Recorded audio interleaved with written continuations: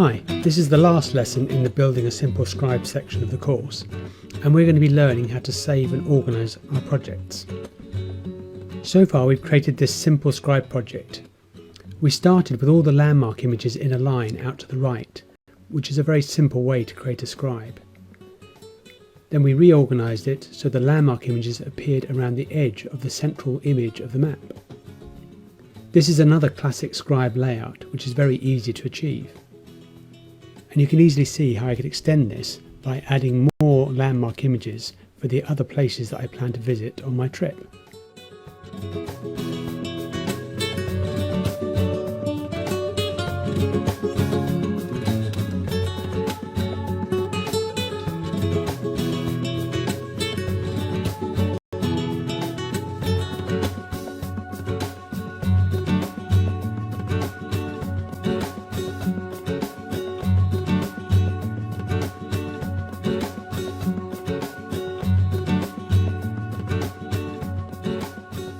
There, all done. So let's have a last look at that in preview to see what it looks like.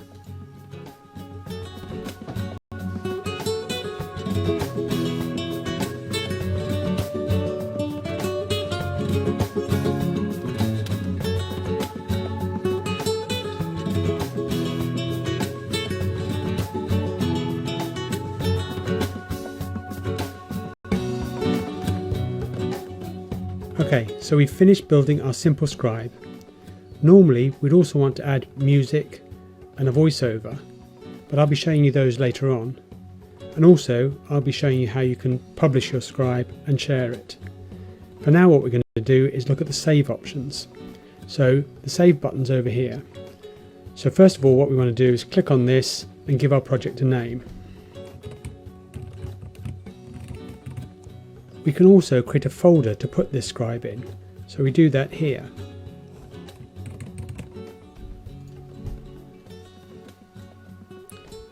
And now we can save it. So if I now exit this scribe, here we are back on the project screen, and you can see our new scribe here, and also it's in the folder. To open the scribe, we simply click on the tile. We can now see the project loading up.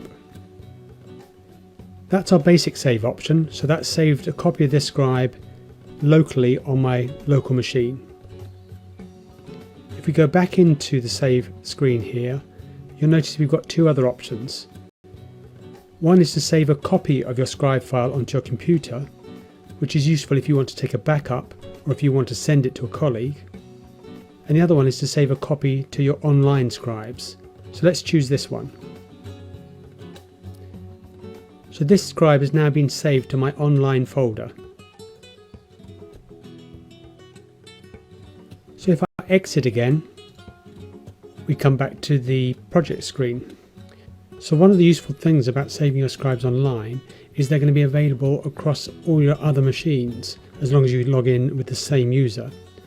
So let's imagine I'm on a different machine and I don't have this scribe locally. Okay, so now I come to my other machine and I go to my online scribes and I can now download this scribe onto my new machine. So again, first thing it does is it loads everything, and it's a good idea if you've just downloaded a scribe to save it locally first. So here we go, I'll save this one again, and just to confirm, there it is. The other thing I wanted to do was show you how you could export a scribe file. So you saw the option from the save screen when we had the project open. I'm just going to show you here how you get to those same options without opening the scribe.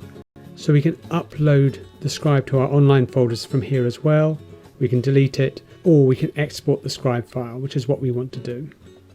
So here we can choose any folder on our machine, and it's going to save it with a .scribe extension. So again, let's imagine we're on another machine, and this time we're going to use the import scribe option. So that's right down here. So on another machine we could find that same file, open it up, and again it's going to bring everything into this machine. And as before, I recommend the first thing you do is save a local copy. So that's everything for this lesson. We've looked at the various ways we can save and organise our project files.